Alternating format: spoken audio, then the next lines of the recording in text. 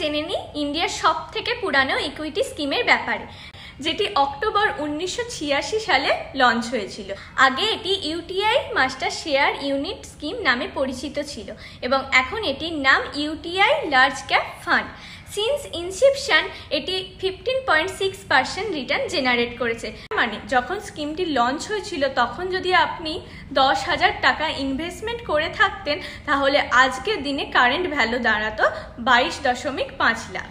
ফান্ডটি ব্যবহার করে top down view for sector active weight and bottom up approach for stock selection. ফান্ডটি well diversified portfolio maintain করে। আপনারা যদি অ্যাটলিস্ট 5 ইয়ার্সের ভিউতে স্টেবল রিটার্ন চান তাহলে অবশ্যই এই ফান্ডটিতে ইনভেস্টমেন্ট করতে পারেন। আমার পোর্টফোলিওতে ইন্ডিয়ার সবথেকে পুরনো ফান্ডটি আছে। আপনারাও যদি ইউটিআই লার্জ ক্যাপে ইনভেস্টমেন্ট করে থাকেন তাহলে কমেন্ট সেশনে অবশ্যই জানাতে ভুলবেন না।